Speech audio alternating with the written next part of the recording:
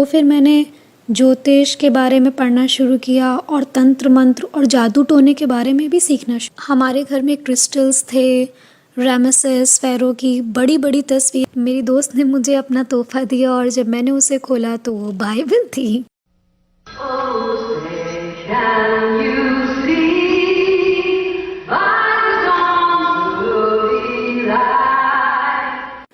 यस्मीन सूरी ने 2008 में यूएस की नागरिकता ली और तभी से डिपार्टमेंट ऑफ होमलैंड उन्हें अपने प्रोग्राम में गाने के लिए बुलाने लगे। यस्मीन का जन्म भारत में एक सिख परिवार में हुआ था। वो अमेरिका रहने आए जब यस्मीन छोटी बच्ची थी। क्योंकि वो इंग्लिश नहीं बोल पाती थी और अपनी इस कमी के चलते उसका कई बार मजाक बनाया गया स्कूल में दूसरे बच्चों के द्वारा। मुझे लगा मैंने अपने जीवन पर कंट्रोल खो दिया है और मैं अपने जीवन पर कंट्रोल वापस पाना चाहती थी। तो जितना ज़्यादा मैं आत्मिक शक्तियों को हासिल कर लूँगी उतना ही मैं माहौल पर और लोगों पर अपना कंट्रोल बना पाऊँगी। तो फिर मैंने ज्योतिष के बारे में पढ़ना शुरू किया और तंत्र मंत्र और जादू टोने के बारे में भी सीखना शुरू किया। फिर मुझसे शैतानी शक्तियाँ बात करने लगी जो मुझे उस वक्त पता नहीं था कि वो शैतानी शक्तियाँ हैं, और वो मुझ पर अपने आप को लगातार प्रकट कर रही थीं। और वो मेरी आत्मा से ये बात कर रही थी कि मेरा जन्म एक उद्देश्य से हुआ है और वो पूरा ज़रूर होगा। जवान होते होते वो और ज़्यादा तंत्र मंत्र में डूबती चली गई। मुझे जो एक्सपीरियंसेस हो रहे थे उनसे मुझे कोई सेटिस्फैक्शन नहीं मिला, बल्कि मैं और भी ज़्यादा खाली होती जा रही थी। मुझे कोई जवाब नहीं मिला। मुझे पावर और कंट्रोल तो मिला, लेकिन उससे मेरा कोई सवाल हल नहीं हुआ। वो एक इंसान से मिली जिसने उसे और ज़्यादा तंत्र मंत्र में आगे बढ़ाया। हमने साथ रहना शुरू किया और जादू टोने की वजह से जो हम एक साथ करते थे, हमारा एक गहरा संबंध बना जो हमें और भी ज़्यादा एक दूसरे के करीब ले आया। हमारे घर में क्रिस्टल्स थे, रामेसेस फेरो की बड़ी बड़ी तस्वीरें चारों तरफ थीं। जब उसका बर्थडे आया तो उसने अपनी दोस्त से कहा कि वो एक शर्लिन मैकलिन की बुक ले आए, और उसकी वो दोस्त क्रिश्चियन थी। मेरी दोस्त ने मुझे अपना तोहफा दिया और जब मैंने उसे खोला तो वो बाइबल थी। मैंने देखा, ओह मेरी बुक कहाँ है, और उसने मुझसे कहा कि वो मुझे कुछ दिखाना चाहती है, और उसने बाइबल में मुझे व्यवस्था विवरण 18 का 9 से 14 पढ़ाया।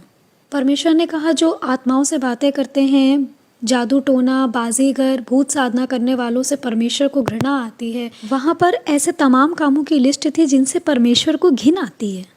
और वो वचन बाइबल से निकलकर उन पन्नों से उछलकर मेरी आत्मा में चले गए और मुझे जीवन में पहली बार अपने इन पापों का एहसास हुआ।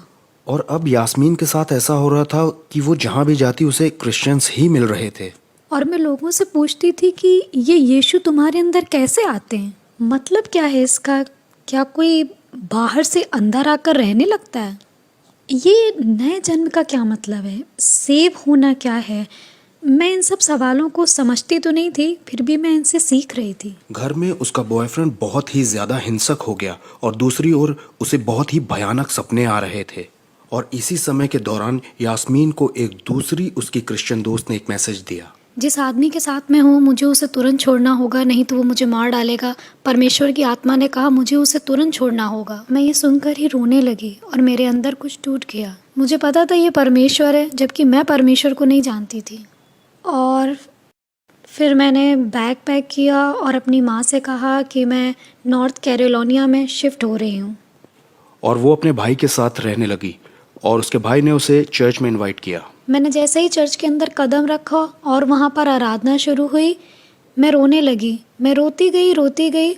वो गाते जा रहे थे और मैं बेकाबू होकर रोती जा रही थी। मुझे नहीं पता ये क्या हो रहा था। मैंने महसूस किया परमेश्वर ने मुझसे कितना प्यार किया, जबकि मैंने अपने पास्ट में कितने सारे पाप किए और कितने सारे घृणित काम किए, बावजूद इसके वो मेरे कितना पास आना चाहते थे और मेरे पिता बनना चाहते थे। कुछ समय तक चर्च जाने के बाद उसने फैसला लिया।